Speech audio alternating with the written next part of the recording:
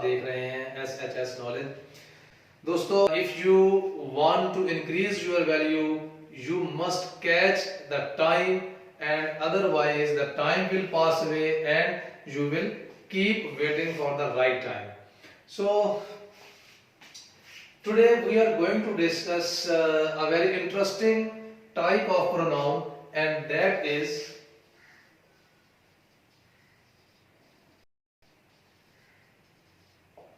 demonstrative pronoun. Demonstrative pronoun is composed of two words. The first one is demonstrative and the second word is pronoun. So we all know that pronoun is a word, a part of speech that takes place of noun. कि जो noun की जगह पर हम word इस्तेमाल करते हैं उसे हम pronoun कहते हैं। तो what is the meaning of this word? Demonstrative means a thing, a noun, a pronoun, a word, anything that is used to identify, refer to, point out, and we can say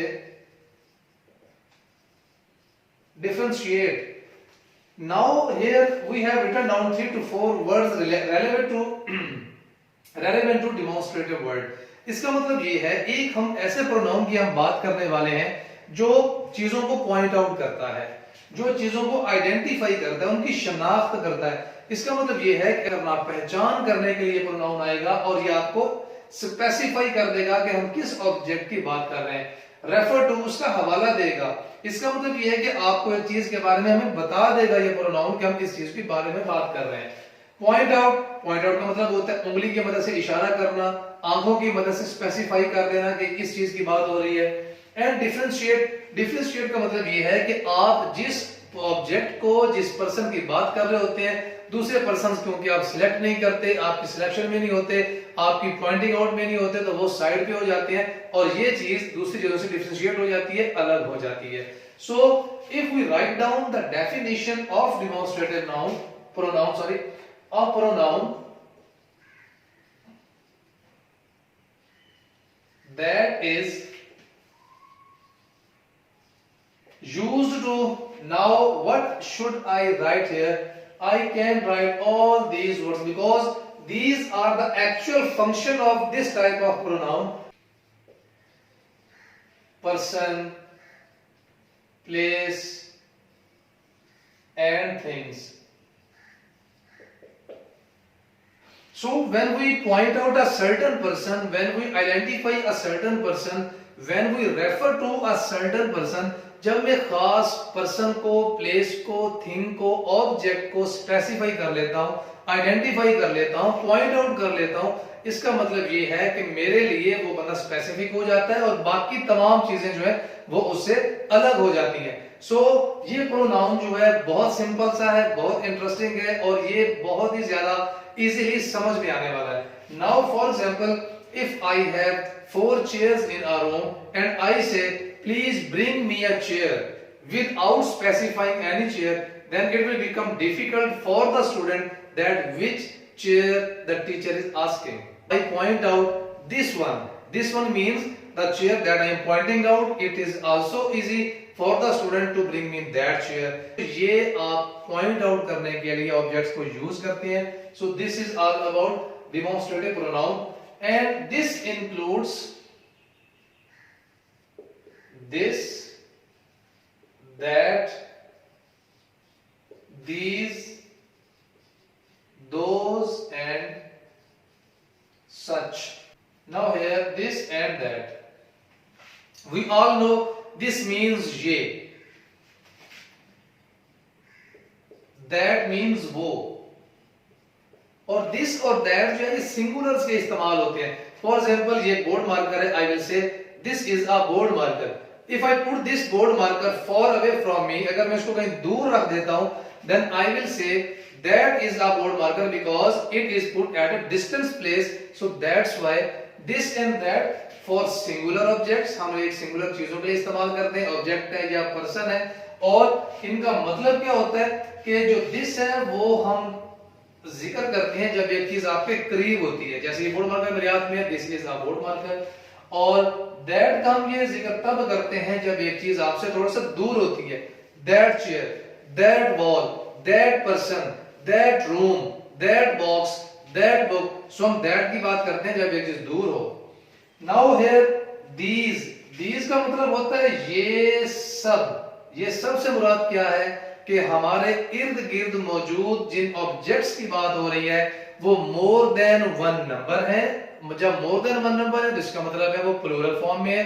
जब वो बहुत ज्यादा है तो उनको collectively जब मैं point out करूंगा तो मैं ये कहूंगा these. For example there are 4 tables inside the room, then I say these tables, ये सारे के सारे टेबल। तो ये करीब के लिए हम यूज करेंगे, but for the plural and those means वो सब के सब। So when things are more than one number and at a distant place, then I will say those tables, those students, those roads, those walls, those items, yeah, whatever the things that are placed at a distant. So those is used for the place. So those जो है वो कोई भी चीज जो आपसे दूर हो और आप उसको पॉइंट आउट कर रहे हो।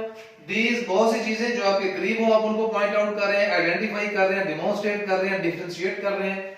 दैट दूर एक चीज पड़ी है सिंगुलर, और दिस आपके करीब कोई पर्सन है, कोई ऑब्जेक्ट है, कोई चीज है जो आपके करीब है तो आप उसको पॉइंट आउट करते हैं। नाउ हियर सच का मतलब होता है ऐसी, ऐसा, जैसा वगैरह। सो ऐसी, ऐसा, जैसा, इट मींस कि जब आप एक चीज को, चाहे वो क्वालिटी हो, चाहे वो ऑब्जेक्ट हो, चाहे वो किसी की पर्सनैलिटी हो, किसी की नेचर हो, किसी की प्रॉपर्टी हो, कोई पर्सन हो, प्लेस हो, कोई भी चीज हो, जब आप उसके बारे में बात करते हैं तो उसकी किसी क्वालिटी को पॉइंट आउट करने के लिए हम ये वर्ड इस्तेमाल करते हैं। For example if you don't like the habits of a person, then you say such type of activities I don't like, such type of habits I don't like। such का मतलब क्या है कि that you are pointing out the certain abilities, certain activities, certain habits of that person। For example, if I am having a board marker in my hand and I say I don't like such type of board marker, such type of board marker, that I am pointing out only this board marker। मैं इसी board marker की बात कर रहा हूं। सो इसकी कोई quality मुझे पसंद नहीं आ सकती, इसका कलर हो सकता है, प्लास्टिक मटेरियल हो सकता है, या इसकी कंपनी हो सकती है। फॉर एग्जांपल कोई भी ऐसी क्वालिटी जो आपके अंदर बाइसनेस पैदा करे, आपके अंदर जो है वो एक फर्क पैदा करे कि जिससे आप लाइकनेस या डिसलाइकनेस शो करें, उसके लिए हम लोग जो है वो वर्ड यूज करते हैं such. So now we will take some examples to learn more clearly about the demonstrative pronouns। So friends, here are some sentences for the identification of demonstrative pronoun। So here, as we all know that this, that, these, those and such, these 4 to 5 pronouns are called demonstrative pronouns। For example, in the first sentence, this book is mine, so here this is present। In the second sentence, this is my house, here also this is present। Throw these papers out of the room, here the demonstrative pronoun these present। I remember those days when I was rich, those means वो दिनों की बात हो रही है, so this is also a demonstrative pronoun। Did you note that, that कोई बात हो सकती है, कोई एक्शन हो सकता है। So इन सेंटेंस में अगर हम देखते हैं, this book is mine, mine is also a pronoun, and which pronoun? Possessive pronoun, because it shows your possession की किताब मेरी है। Now अगर हम देखते हैं यहाँ पे this book, एक pronoun के फौरन बाद एक noun आ रहा है और ये बता रहा है कि ये किताब कौन सी, this book, ये किताब। So this is telling us more about a noun। So basically this is not a demonstrative pronoun, this is a demonstrative adjective, because this is the word, the pronoun is used for more description of a noun। But for understanding, in some cases we also see demonstrative pronouns or possessive pronouns acting as possessive or demonstrative adjectives। So here this is demonstrative pronoun, but in this case this book if pronoun is coming before the noun, it is a demonstrative adjective. In the second sentence, this is my house. Now this is here a demonstrative pronoun. Because if noun stands alone, then definitely pronoun should stand it alone. The reason is कि वो अपनी ही बात करेगा, वो noun की जगह पर आया है, किसी को क्वालिफाई करने के लिए नहीं आया. तो प्रोनाउन जो होता है वो इंडिपेंडेंट होता है, किसी को डिस्क्राइब नहीं करता, वो अपनी ही बात करेगा. This is my house now, यहाँ पे डिमॉन्स्ट्रेटिव प्रोनाउन यूज किया गया है क्योंकि ये किसी नाउन के साथ नहीं आ रहा, ये अकेला आ रहा है, तो ये डिमॉन्स्ट्रेटिव प्रोनाउन है.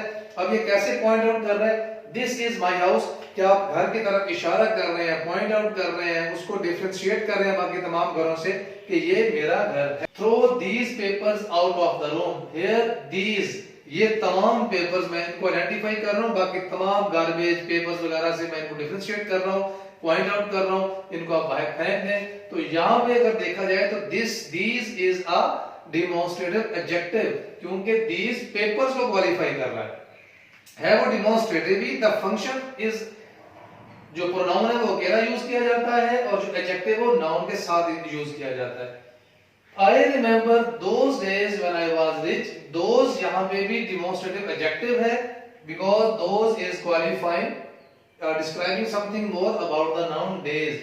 And the last thing is, do you note that this one is a demonstrative pronoun? Demonstrative pronoun. So we can say demonstrative pronoun will stand alone. He will not qualify a noun, describe more about a noun. हमें ये तो पता चल रहा होगा कि किस noun को डिमॉन्स्ट्रेट किया जा रहा है, लेकिन वो प्रोनाउन यूज्ड होगा बिल्कुल single. Did you note that? क्या तुमने वो नोट किया? अब वो स्पेसिफिक जो एक एक्शन की हमने बात की है उसको यहाँ पे नहीं लिखा, तो that is also collectively जो है हमें ये इशारा दे रहा है कि क्या तुमने उस पूरे के पूरे अमल को, उस पूरी की पूरी सिचुएशन को नोट किया, उसको समझा. तो डिमॉन्स्ट्रेटिव प्रोनाउन और डिमॉन्स्ट्रेटिव एडजेक्टिव में ये डिफरेंस है.